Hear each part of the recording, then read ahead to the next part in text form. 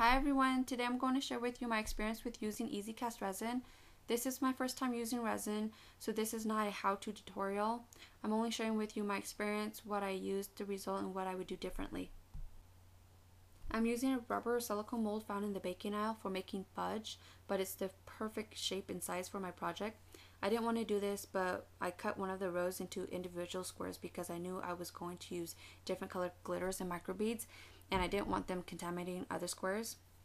This is also a great idea for saving excess glitters and microbeads because at the end you can pour it onto a piece of wax paper and pour it back into its container to avoid mixing. I will point out that you should read the instructions before beginning. I had gathered everything I thought I needed, and then I read the instructions and found out I needed to use mold release and conditioner spray with the silicone mold. Also, you'll need sandpaper later to smooth out the rough edges. My resin came out matte rather than glossy and clear, so I suspect that it was because I didn't use a mold release. I ended up having to paint a glossy finish to the surface of the resin later, so that's a step I would avoid next time. You can make charms, jewelry, or magnets with these. I ended up gluing magnets onto the backs of mine, and one of them I turned into a ring. They were fairly easy to pop out. I just used one hand and pushed from the back and then pulled with the other hand in the front. I decided to use photographs to personalize mine because they were gifts for family and friends.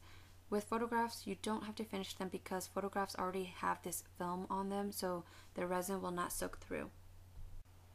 I was really excited for how they turned out. They're so cute. I especially love the ones with the glitters and microbeads. I'm going to make a lot of those next time.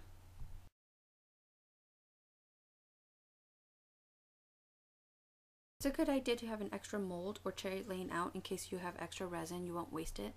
Here's another thing I tried. I got a lot of these bottles from Michael, so I experimented with one and I poured resin into it. The microbeads at the bottom was done accidentally. I added the microbeads right after I poured the resin and they sunk to the bottom, but I actually like it. The other microbeads, I waited an hour to add them and I used a toothpick to swirl them in. These ones stayed suspended in the liquid.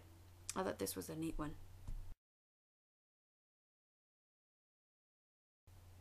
Next, I also made a keychain out of this dog tag. I glued the photo onto the dog tag, then poured resin over it.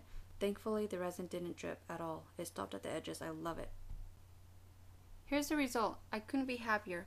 I hope that my video has inspired those of you who haven't used resin before to try it, and I hope it'll help you avoid some mistakes that I made. And for those of you who's used resin before, I hope my video gave you different ideas. Thanks for watching. Don't forget to subscribe, comment, and rate. Bye-bye. Okay, one last thing. I have to say this one is my favorite.